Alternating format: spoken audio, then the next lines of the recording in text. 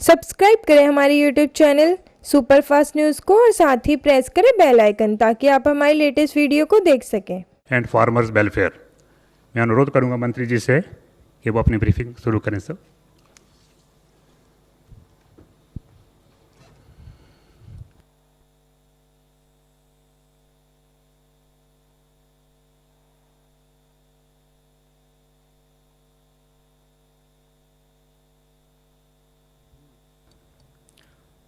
सभी उपस्थित सज्जनों को नमस्कार।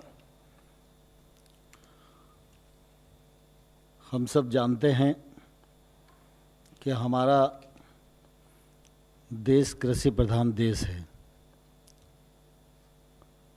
और देश की जो अर्थव्यवस्था है उसमें गांव का और किसान का महत्वपूर्ण योगदान हमेशा से रहा है। कृषि की प्रधानता होने के कारण सरकार का ध्यान भी हमेशा कृषि क्षेत्र पर रहता आया है और इसी का परिणाम है कि आज हम खाद्यान्न की दृष्टि से अपनी आवश्यकता से अधिक खाद्यान्न का उत्पादन करते हैं। पुरातन काल में भी अगर हम झांक कर देखें तो सामान्य तौर पर सुविधाओं का, तकनीक का तो अभाव हमें दिखेगा, लेकिन जो हमारी ग्रामीण और कृषि आधारित अर्थव्यवस्था थी वह एक दूसरे के इतना पूरक थी कि अनेक अभाव से जूझती हुई भी वो निरंतर आगे बढ़ती रहती थी। और जैसे जैसे समय बढ़ा वैसे वैसे काम धंधे भी बढ़े, आय के साधन भी बढ़े, उद्योग भी बढ़े और सबका योगदान हमारी अर्थव्यवस्था में निश्चित रूप से बहुत महत्व रखता है। लेकिन अगर हम विश्लेषण करके और वस्तु स्थिति में झांकने की कोशिश करें तो हमारी जो कृषि अर्थव्यवस्था है अगर वह प्रभावित हो जाए तो बाकी से सब व्यवस्थाएं भी ताकत लगाएं तो शायद संकट की स्थिति में हमको उबारने में उतनी मददगार नहीं हो सकती जितनी कृषि अर्थव्यवस्था हो सकती है। आज भी देखें जिन परिस्थितियों से देश गुजर रहा है, दुनिया गुजर रही है, ऐसी परिस्थिति में भी कृषि की जो व्यवस्था है वो पूरी तरह संचालित है और सरकार, प्रधानमंत्री नरेंद्र मोदी जी, उनकी प्राथमिकता चाहे वो बजट का समय रहा हो, चाहे वो अन्य योजनाएं रही हों, हमेशा यह क्षेत्र उनकी प्राथमिकता पर रहा और उसके परिणाम भी आज परिलक्षित हो रहे हैं। लॉकडाउन भी हुआ तो बहुत सारे क्षेत्र प्रभावित हो गए, लेकिन आप देखिए कि आज देश में खाद्यान्न की कमी नहीं है। सब्जियां प्रचुर मात्रा में उतनी नहीं मिलती होंगी, लेकिन ऐसा कोई व्यक्ति भी नहीं मिलता देश में जो ये कहे कि सब्जी मुझे मिली ही नहीं। ऐसा कोई व्यक्ति नहीं मिलता जो ये कहे कि मुझे दूध मिला ही नहीं। ये सब कृषि आधारित गतिविधियां हैं और किसान की नेक नियति भी देखें तो हमारे ध्यान में आएगा कि सारा कामकाज स्मूथ चलता रहा और भाव भी नहीं बढ़े। इसलिए यह व्यवस्था निश्चित रूप से हमारे देश के लिए बहुत महत्वपूर्ण है और इस पर निरंतर बल दिया जाए, यह सरकार की प्राथमिकता है और उसी के परिणाम स्वरूप कृषि का क्षेत्र निरंतर आगे बढ़ता जा रहा है। पिछले दिनों भी आपके ध्यान में आएगा कि सामान्य तौर पर जीडीपी की बात होती है तो जीडीपी में भी कृषि के क्षेत्र का योगदान 3.7% रहा और मुझे पूरा विश्वास है कि आने वाले कल में भी ये बहुत प्रभावित नहीं होगा।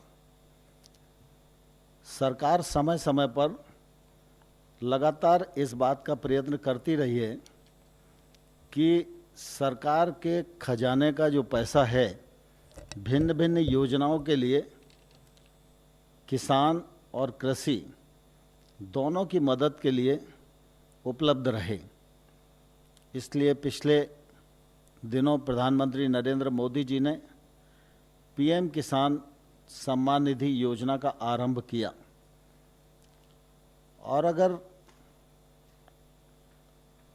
आरंभ से लेकर आज दिनांक तक देखें तो इस योजना के अंतर्गत किसानों के खाते में 71,000 करोड़ रुपए की रकम को अंतरित किया गया है।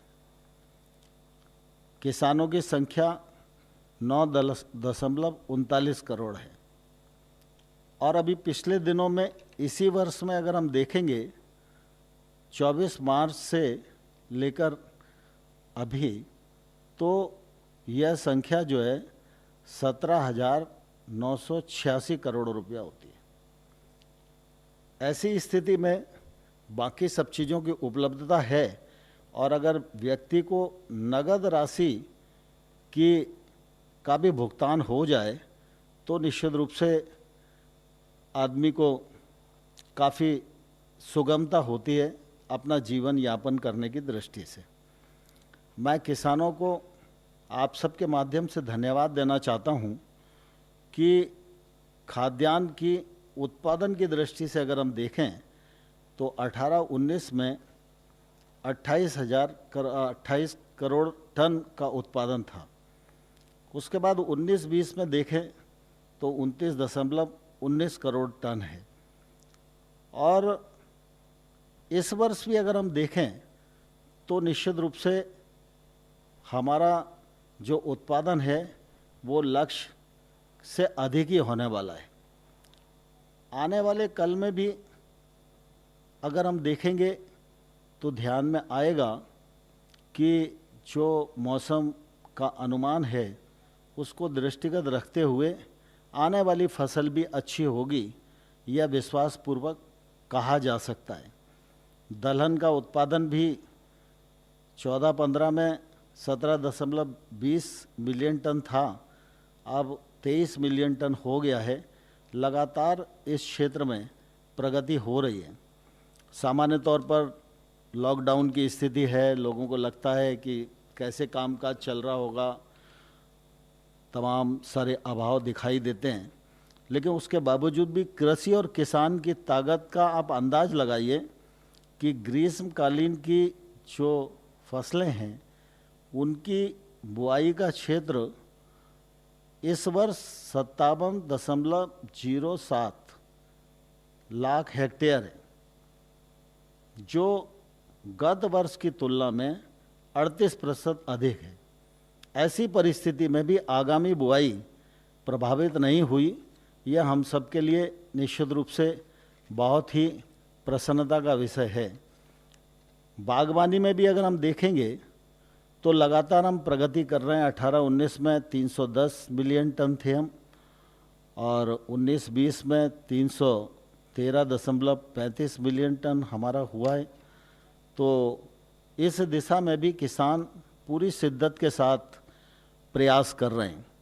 जैसे मैंने पहले पीएम किसान का बताया कि आरंभ से लेकर अब तक 71,000 करोड़ रुपया किसानों की जेब में उस योजना के माध्यम से पहुंच सका है और इसीलिए पिछले दिनों प्रधानमंत्री जी ने कहा कि किसान को और सुविधा मिले और केसीसी का आंकड़ा और बढ़ना चाहिए।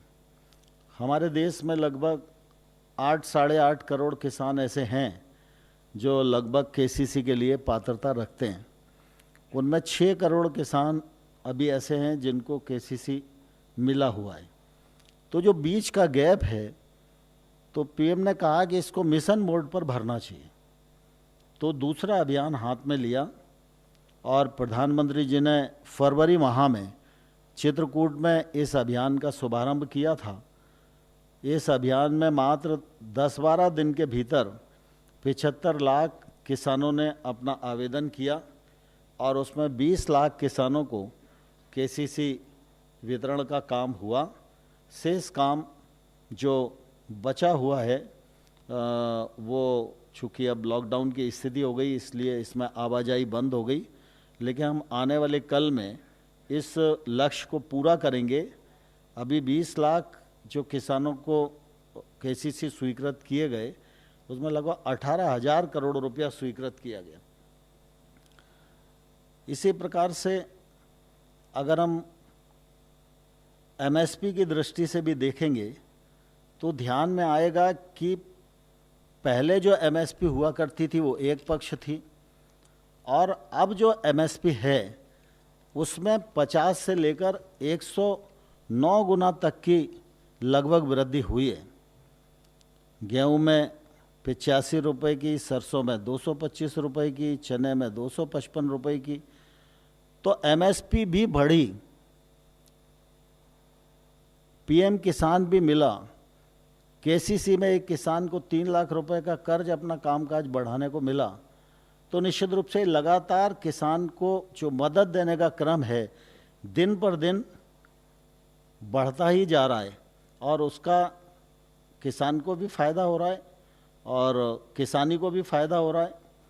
और किसानी बढ़ेगी, किसान समृद्ध होगा तो आने वाले कल में उसकी आमदनी भी दुगनी होगी, तो निश्चित रूप से जीडीपी में भी योगदान किसानी का बढ़ेगा। वो देश के भी आगे बढ़ाने के लिए निश्चित रूप से वो काम आएगा। आज हम ऐसी परिस्थिति में देखें तो ध्यान में आएगा कि फसल कटाई का काम अनेक प्रतिकूलताओं के रहते हुए भी दलहन और तिलहन की कटाई पूरी हो गई है। गेहूं की कटाई 88% पूरी हो गई है। थोड़ा बहुत जो बचा है वो इसलिए बचा है क्योंकि कुछ राज्य ऐसे हैं जहां गेहूं की बुआई थोड़ा देर में होती है, तो मुझे लगता है 1 हफ्ते के भीतर वो पूरी हो जाएगी। मुख्य रूप से विषय आता है कि किसान को उसकी उत्पादन का उचित मूल्य प्राप्त हो। एमएसपी सरकार ने घोषित भी की है, लेकिन एमएसपी पर किसान का उत्पाद खरीदा जाए यह भी निश्चित रूप से सरकार की प्राथमिकता रहा है। और इसलिए लॉकडाउन के समय में भी फसल कटाई के लिए किसान, मजदूर, हार्वेस्टर इसकी छूट दी गई। फिर सरकारी खरीद के लिए मंडियों को, नेफेड को, एफसीआई को काम करने की छूट दी गई।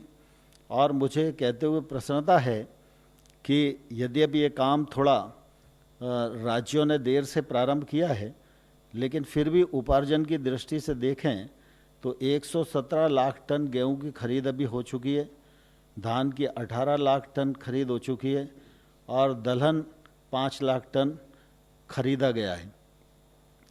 तो सभी जगह लगभग अच्छे समाचार हैं, खरीद हो रही है, कहीं किसी प्रकार की दिक्कत का लोगों को सामना नहीं करना पड़ रहा है।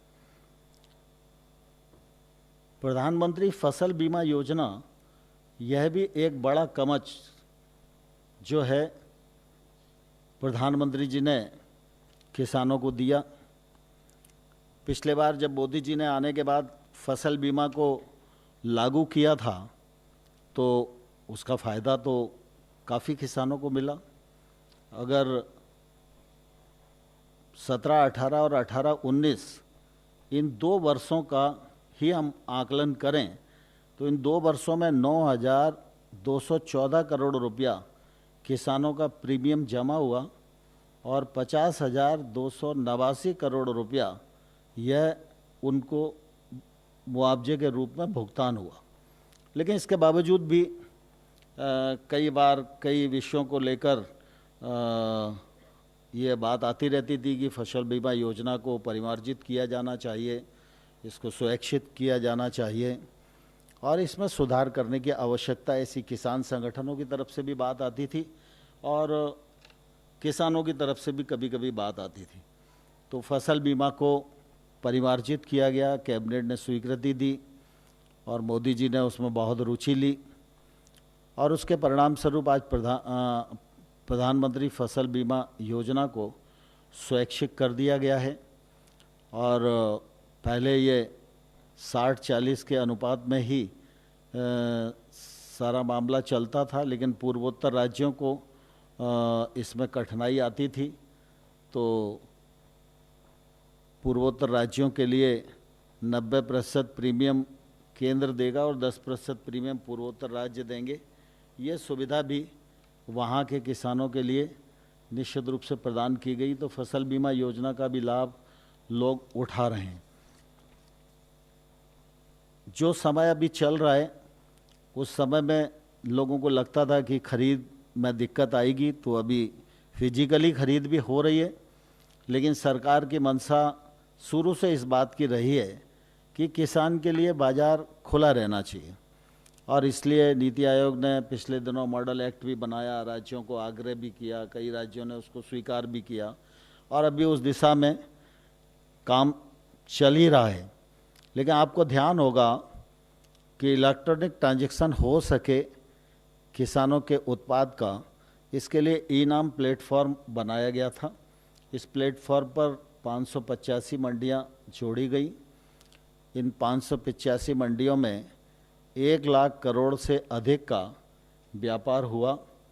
बड़ी मात्रा में किसान और व्यापारी इस प्लेटफॉर्म से जुड़े। 1 मई तक हम इनकी संख्या 100 बढ़ा रहे हैं, जिससे ये संख्या 685 हो जाएगी और मई के माह में हमारी कोशिश है कि ई-नाम प्लेटफॉर्म पर 1000 मंडियां जुड़ जाएं।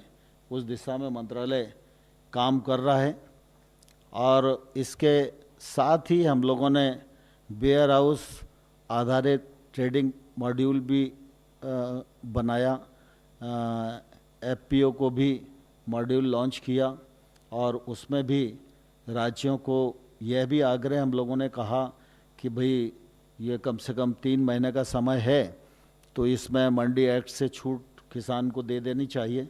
अनेक राज्यों ने वो छूट दी है, तो उसका काफ़ी लाभ मिल रहा है। किसान को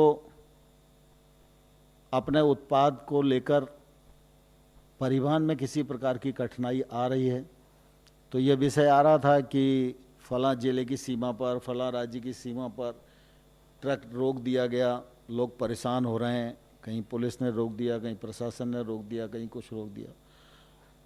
तो हम लोगों ने मंत्रालय में एक कॉल सेंटर बनाया और उस कॉल सेंटर को राज्यों के साथ जोड़ा और ये सुनिश्चित किया कि कोई भी ड्राइवर किसी भी बॉर्डर पर खड़े होकर इस कॉल सेंटर को संपर्क करेगा तो ये कॉल सेंटर जो हमारे कृषि मंत्रालय में उपलब्ध है, हमारे अधिकारी उस राज्य के या उस जिले के अधिकारी से बात करके कृषि उत्पाद को किसी प्रकार की आवाजाही पर रोक न रहे, इस मामले में सहायता करेगा। एक विषय देश भर में ये भी देखने में आया कि जब लॉकडाउन घोषित हुआ तो ट्रक कहीं था, ट्रांसपोर्टर कहीं था, ड्राइवर कहीं चला गया, सब एक दूसरे के साथ समन्वय नहीं कर पा रहे थे। ट्रांसपोर्टर से बात हो जाती थी तो ट्रक नहीं मिलता था, ट्रक मिल जाता था तो ड्राइवर नहीं मिलता था। तो फिर हम लोगों ने इस परिस्थिति को दृष्टिगत रखते हुए मंत्रालय ने एक किसान रथ हेल्प डेस्क बनाया और उसमें 11 लाख से अधिक छोटे, मझोले और बड़े वाहनों को रजिस्टर्ड किया और इसमें ट्रांसपोर्टर भी है, इसमें वाहन भी है, वाहन का क्रमांक भी है और बहुत सारे ड्राइवर्स भी इसमें रजिस्टर्ड हैं। इस ऐप का पूरे देश भर में किसान, व्यापारी सब लोग मिलकर बहुत अच्छे से उपयोग कर रहे हैं। वो ऐप पर जा सकते हैं और ऐप पर जाकर वो देख सकते हैं कि उनको किस क्षेत्र में लॉजिस्टिक की ज़रूरत है और वो अपनी हिसाब की लॉजिस्टिक को चयन करके और उससे कांटेक्ट करके आगे बढ़ सकते हैं। तो इस ऐप का भी निश्चित रूप से बहुत फ़ायदा इस पूरे क्षेत्र में हो रहा है। लॉकडाउन की अवधि में कृषि उत्पाद और खाद्यान्न से संबंधित सामग्री इसकी आवाजाही बनी रहे और सप्लाई में किसी प्रकार की दिक्कत नागरिकों को न हो, इस दृष्टि से परिवहन खुला हुआ था। लेकिन रेल मंत्रालय ने लगभग 60 रेलों की नई तैयारी करके 67 मार्गों पर रेल चलाने की घोषणा की। और पहले ये होता था कि एक रेल चलाना है तो उस रेल के लिए पूरा मटेरियल मिल जाता था तो ही रेल चलती थी। लेकिन अब जिस प्रकार से सवारी वाली रेल चलती है कि उसको 6 बजे भोपाल से मुंबई के लिए जाना है तो सवारी होगी तो भी चलेगी, नहीं होगी तो भी चलेगी, ज़्यादा होगी तो भी चलेगी, कम होगी तो भी चलेगी। लेकिन गुड्स में ऐसा नहीं होता था। लेकिन मैं रेल मंत्रालय को धन्यवाद देना चाहता हूं कि इस परिस्थिति में उन्होंने 67 मार्गों को खोला और इससे भी बहुत मदद इस क्षेत्र में मिली है। लॉकडाउन के दौरान आपको ध्यान है कि फसल कटाई से संबंधित सभी प्रकार की छूट सरकार ने दी। एमएसपी पर खरीद हो सके इसलिए सभी एजेंसियों को छूट दी, मंडी चल सकें और राज्य सरकार किसी को भी मंडी घोषित कर सके, यह भी उनको अवसर दिया गया। बीज, उर्वरक, कीटनाशक की दुकानें और निर्माण करने वाली फैक्ट्रियां, पैकेजिंग की यूनिटें, इन सबको इससे मुक्त रखा गया। कटाई बुवाई के लिए जितने प्रकार की भी मशीनरी लगती है उस मशीनरी को लाने ले जाने में भी छूट दी गई, उसकी मरम्मत इत्यादि हो सके, पार्ट्स की उपलब्धता हो सके, इस मामले में भी छूट दी गई। वेयर हाउस और कोल्ड स्टोरेज को भी इससे छूट दी गई। और इस दृष्टि से मैं यह कह सकता हूँ कि पिछले वर्षों में प्रधानमंत्री नरेंद्र मोदी जी के नेतृत्व में जो आवश्यकता एक लंबे समय से कृषि के क्षेत्र में महसूस की जा रही थी, उस आवश्यकता को प्रधानमंत्री जी ने समझा, भारत सरकार ने समझा, नीति आयोग ने समझा और कृषि मंत्रालय ने समझा और सबने मिलकर इस प्रकार की योजनाओं का सृजन किया कि खेती का क्षेत्र बहुत अच्छे से ग्रो करे और इसकी समृद्धि देश की समृद्धि बने और उसके परिणाम आज हम सब लोगों को दिखाई दे रहे हैं। मैं पिछले दिनों जब फसल कटाई और की बात कर रहा था कि ये काम कैसे पूरा होगा, लेकिन उसी समय जब ये समाचार मिला कि हमारे किसान ने ग्रीष्मकालीन फसलों की बुआई गत वर्ष से 38% अधिक कर दी है, तो निश्चित रूप से ऐसे किसानों पर हम सब लोगों को गौरव होना चाहिए। और मैं इसके लिए आप सब के माध्यम से देश भर के किसान बंधुओं को हृदय से बहुत बहुत धन्यवाद देना चाहता हूं। मुझे इतना ही निवेदन आप सबके मध्य करना था। अब भी हमारे नीति आयोग के मेंबर आदरणीय रमेश चंद्र जी हम सबके मध्य उपस्थित हैं।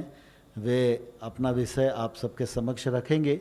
फिर इसके पश्चात अगर कोई प्रश्न होंगे तो हम लोग कोशिश करेंगे कि आपके प्रश्नों का समुचित समाधान कर सकें। बहुत बहुत धन्यवाद।